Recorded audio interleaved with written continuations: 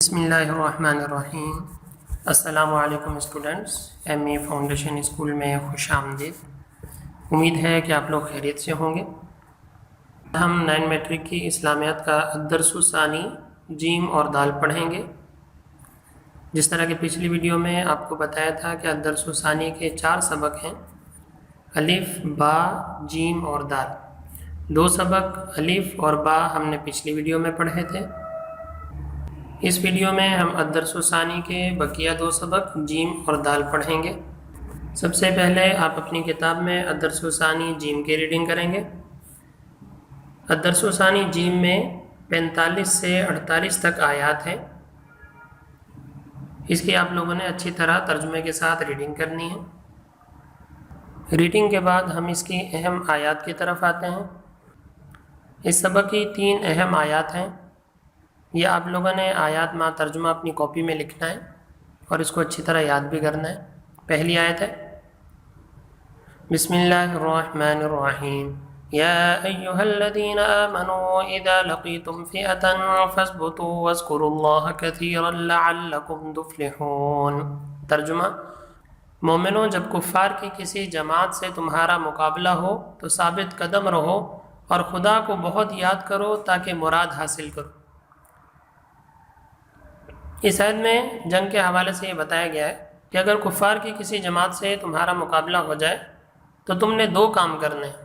ایک کام تو یہ کرنا ہے کہ ثابت قدم رہنا ہے، جم کے مقابلہ کرنا ہے، اور دوسرا اس وقت اللہ تعالیٰ کو بہت کثرت سے یاد کرنا ہے۔ اگر یہ دونوں کام کرو گے تو اللہ تعالیٰ تمہارا ساتھ دے گا۔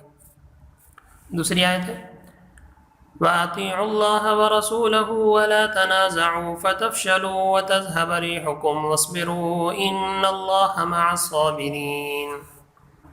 ترجمہ، اور خدا اور اس کے رسول کے حکم پر چلو اور آپس میں جھگڑا نہ کرنا، کہ ایسا کرو گے تو تم بزدل ہو جاؤ گے اور تمہارا اقبال جاتا رہے گا، اور صبر سے کام لو کہ خدا صبر کرنے والوں کا مددگار ہے۔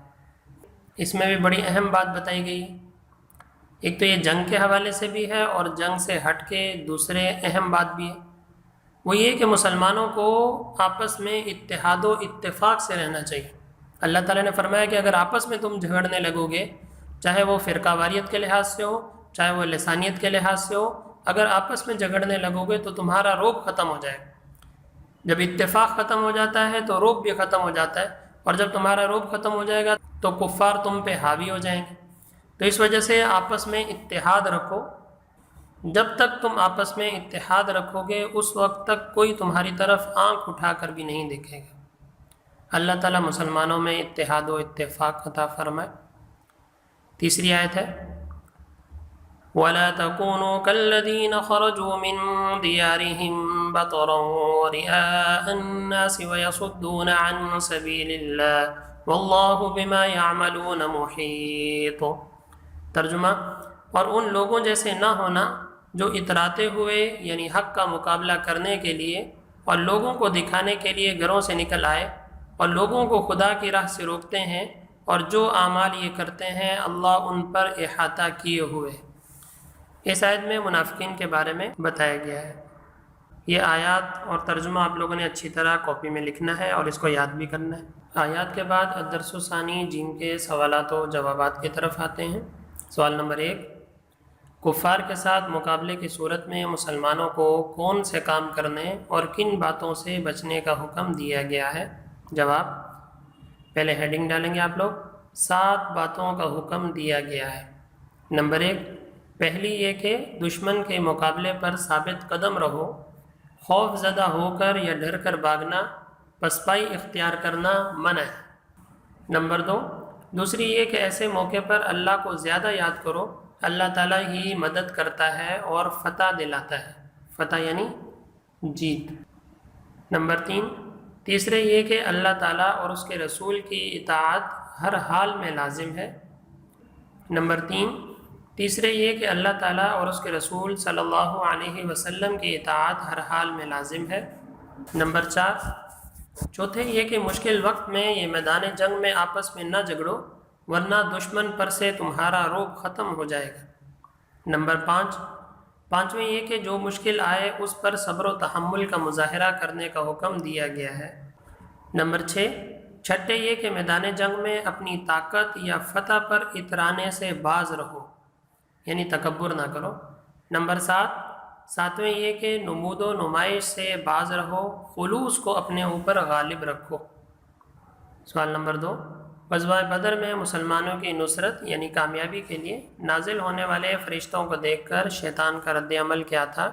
جواب، غزوہ بدر میں شیطان سراقہ بن مالک کی شکل میں مشرکین مکہ کے لشکر میں شامل ہو گیا اور ان کی ہمت بندھاتا رہا کہ تمہاری ہی فتح ہوگی، تم اسلحہ اور افرادی قوت میں مسلمانوں سے زیادہ ہو۔ مگر جب میدان جنگ میں اس نے فرشتوں کے لشکر آتے دیکھے تو بھاگنے لگا۔ مشرکین مکہ کہنے لگے، اب کہاں بھاگتے ہو؟ تو کہنے لگا، میں جنہیں آسمان سے اترتے ہوئے دیکھ رہا ہوں تم نہیں دیکھ سکتے، اور میرا تم سے کوئی تعلق نہیں، اور میدان چھوڑ کر بھاگ گیا۔ یہ اصل میں واقعہ ہے غزوہ بدر میں آنے سے پہلے کا کہ مشرکین مکہ جب ان کی آپس میں میٹنگ ہوئی تو اس وقت کچھ کی رائے یہ تھی کہ ہمیں نہیں لڑنا چاہیے، کہ ایسا نہ ہو مسلمان حق پر ہیں، ہم اگر شکست کھا گئے تو پوری دنیا میں ہماری بدنامی ہوگی۔ لیکن ایک بہت بڑا قبیلہ تھا، اس کا سردار تھا سراقہ بن مالک، تو یہ خود تو نہیں آیا تھا لیکن شیطان اس کی صورت میں اس میٹنگ میں شامل ہوا اور اس نے بڑا حوصلہ دیا کہ تم لوگ ہی حق پر ہو اور میں تمہارے ساتھ ہوں، میرا قبیلہ تمہارے ساتھ ہے۔ تو یہ ساتھ چلا گیا اور میدان جنگ میں بھی یہ ساتھ رہا۔ لیکن جب فرشتے نازل ہونا شروع ہوئے تو چونکہ یہ شیطان تھا، اس کو فرشتے براہ راست نظر آ رہے تھے پہلے ہی، تو اس وقت یہ پھر وہاں سے بھاگا۔ تو مشرکین مکہ نے پکڑا، بھئی ابھی آپ کہاں جا رہے ہیں؟ آپ نے تو کہا تھا ہم ساتھ دیں گے۔ تو اس وقت اس نے کہا کہ بھئی میں جن چیزوں کو دیکھ رہا ہوں ان چیزوں کو تم لوگ نہیں دیکھ سکتے، اور میں تو اللہ سے ڈرتا ہوں، یعنی شیطان کہہ رہا ہے کہ میں تو اللہ سے ڈرتا ہوں۔ الدرس ثانی جیم مکمل ہو گیا۔ اب ہم الدرس ثانی دال پڑھیں گے۔ سب سے پہلے آپ لوگ کتاب میں آیت نمبر 49 سے لے کے 58 تک اس کی ترجمے کے ساتھ اچھی طرح ریڈنگ کریں گے۔ اس کے بعد ہم اس کی آیات کی طرف آتے ہیں۔ یہ دونوں آیات آپ لوگ لکھ کر اچھی طرح یاد کریں گے۔ پہلی آیت ہے، بسم اللہ الرحمن الرحیم، وَلَوْ تَرَىٰ إِذْ يَتَوَفَّى الَّذِينَ كَفَرُوا الْمَلَائِكَةُ يَضْرِبُونَ وُجُوهَهُمْ وَأَدْبَارَهُمْ وَذُوقُوا عَذَابَ الْحَرِيقِ ذَلِكَ بِمَا قَدَّمَتْ أَيْدِيكُمْ وَأَنَّ اللَّهَ لَيْسَ بِظَلَّامٍ لِّلْعَبِيدِ۔ ترجمہ، اور کاش تم اس وقت کی کیفیت کو دیکھو جب فرشتے کافروں کی جانیں نکالتے ہیں، ان کے منہوں اور پیٹھوں پر کوڑے اور ہتھوڑے وغیرہ مارتے ہیں اور کہتے ہیں کہ اب عذاب آتش کا مزہ چکھو۔ یہ ان اعمال کی سزا ہے جو تمہارے ہاتھوں نے آگے بھیجے ہیں، اور یہ جان رکھو کہ خدا بندوں پر ظلم نہیں کرتا۔